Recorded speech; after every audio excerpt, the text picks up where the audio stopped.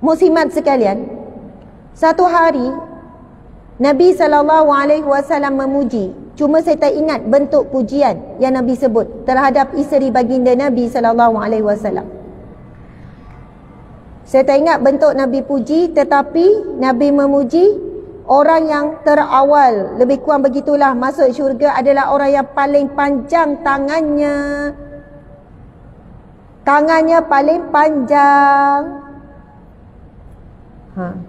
Nabi sebut macam tu. Jadi isteri-isteri Nabi ni pakat ukur tangan. Mana tangan paling panjang? Ukur.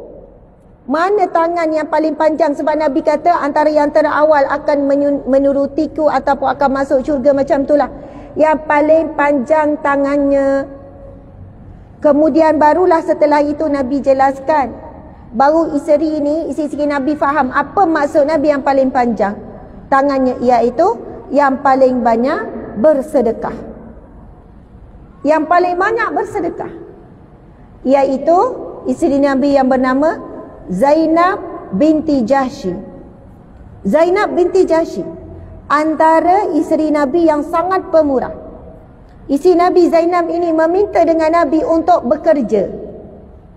Bukan sebab nafkah yang Nabi bagi tak cukup ataupun rasa tak cukup dengan nafkah suami, tak.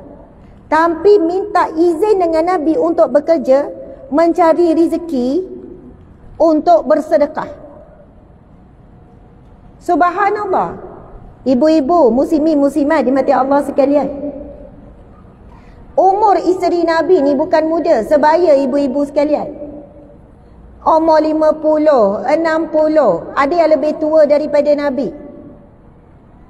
Mereka memikirkan apa yang boleh disumbangkan kepada agama Allah. Contohlah makcik-makcik kan, duduk di Hulu Selangor ni. Makcik-makcik tengok, di Hulu Selangor ni ada ramai tak orang bukan Islam? Ramai tak orang bukan Islam? Ramai.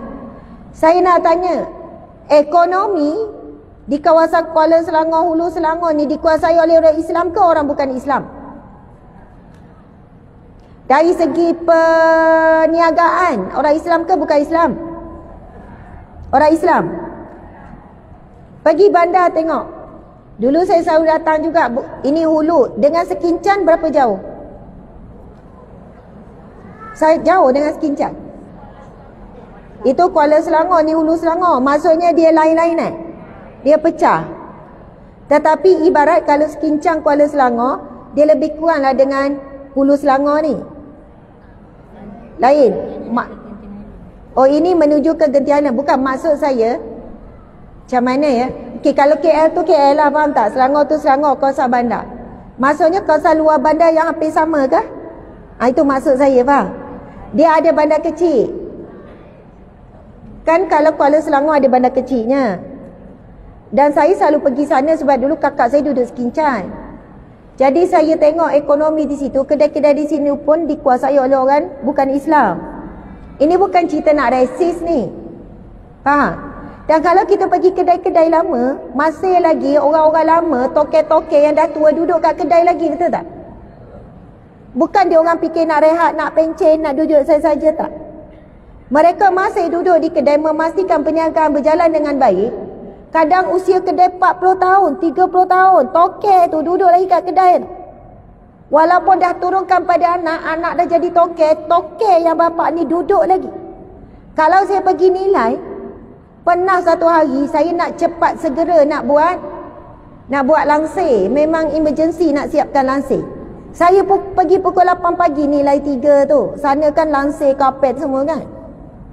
Lepas tu staf yang bawa kata, Ustazah tak ada kedai buka lagi, bahasa pukul 10 baru buka. Saya kata tak apa, kita pergi, mana tahu ada kedai buka. Saya pergi kedai orang bukan Islam, saya tak nak sebut lah kan. Pukul 8 pagi tu dah buka. Orang tak ada, semua tutup, kedai dia dah buka. Saya bila pergi sampai, saya kata sudah buka toke? Sudah. Lepas tu saya tengok ada pakcik tua duduk menyapu, sapu, bersih kedai kan. Besar kedai langsir tu. Duduk sapu, tak ada jenama yang dikenali ke tak ada. Lepas tu saya pun tanya, pakcik, uncle, token ada masuk dalam. 8 lebih, walaupun dia tak buka lagi, kita dah sampai, dia dah layan. Okey, boleh, nak buat cepat, boleh, nak buat ini, semua boleh aje lah. Lepas tu saya pun tanya pakcik, dah tua tu. Pakcik tu kerja lagi ya? Itu bapak saya. Rupanya menyapu-nyapu bersihnya ayah dia. Dulu ayah satoke, lepas tu anak. Dan kedai, antara kedai pokok terbesar dekat Seremban tu. Besar pun sungguh kedai pokok tu. Lebih 1 ekar kot. Ujung sampai ujung saya tu besarnya. Kedai nursery, kedai pokok kan. Rupanya daripada atuk dia, ayah dia, sampai dia.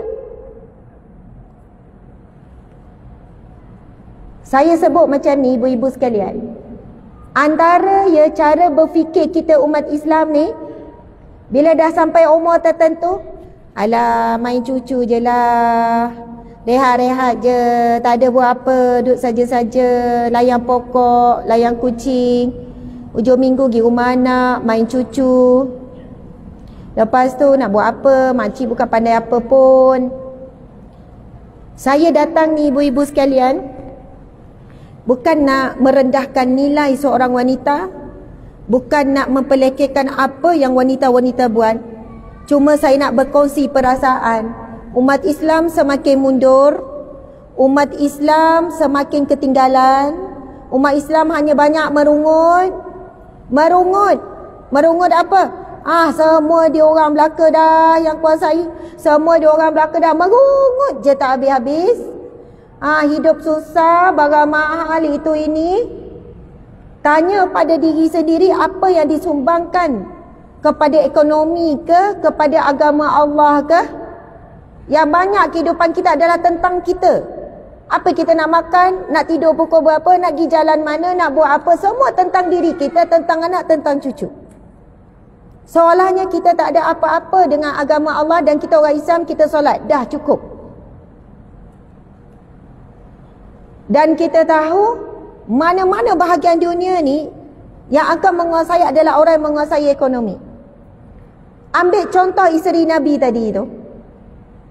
Dia minta dengan Nabi untuk bekerja, tujuannya adalah untuk bersedekah. Bersedekah kepada jihad fi sabilillah. Bayangkan makcik ada kemahiran buat karipap. Makcik buat sedap-sedap karipap. Lepas tu mungkin makcik frozen ke, makcik jual, saya tak tahu macam mana. Lepas tu bila suami tanya kenapa, umur dah 50, 60, anak dah bagi duit, kenapa duk buat kuih ni? Bang, sayangku, panggil suami sayangku ya. Abang, saya dapat berapa pun, sebulan dapat RM40 ke, RM50 ke, RM60 ke, ikutlah berapa, sepenuhnya saya akan infak, saya akan sedekah, saya akan beri kepada ustazah tu, ustazah kat kampung tu. Sebab saya kesian tengok dia. Bila dia ngajar ngaji, banyak sangat mak budak, nenek budak berkira-kira dengan dia. Dia bagi yuran RM20, lepas tu baru ni nak naikkan RM30. Orang mengata, ngajar ngaji pun nak mahal. Tunggang agama, tu letak tunggang agama.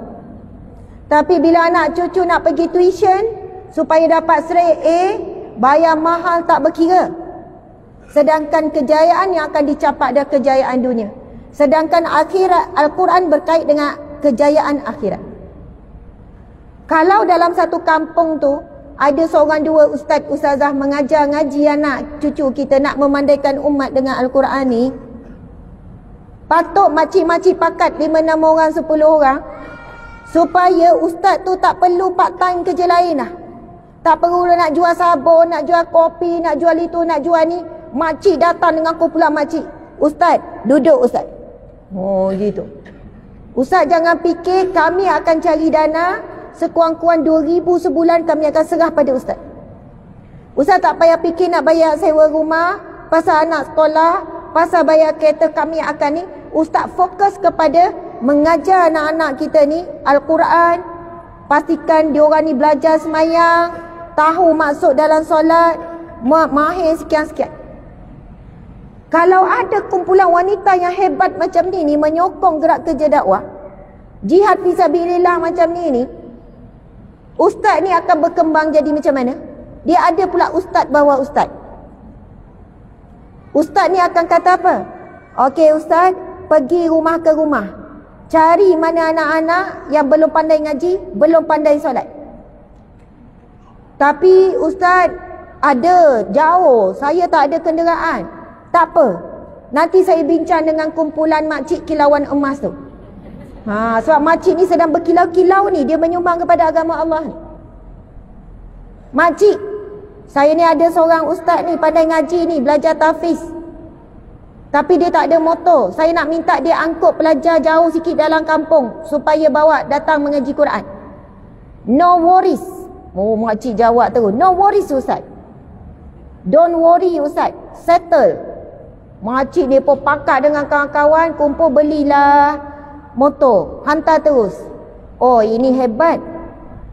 Nak mewujudkan situasi begini tu macam mana? Kena ada orang yang mula. Masalah di kalangan kita, kalau ada orang yang nak mula semangat, akan dikata, dikutuk dulu. Macam bagus, duk paksa-paksa orang sedekah, duk paksa-paksa orang support. Nak buat-buatlah, kenapa nak nyibur nak orang? Kau nak buat-buat. Ketuk-ketuk pintu orang, panggil, faham tak? Sebab susahnya kita nak buat perubahan. Susahnya kita nak menyumbang kepada agama Allah. Kita rasa yang menyumbang kepada agama Allah, nak betulkan masyarakat, nak betulkan anak-anak ni, cucu-cucu ni, ustaz, ustazah, cikgu dekat sekolah, penceramah, pendakwah,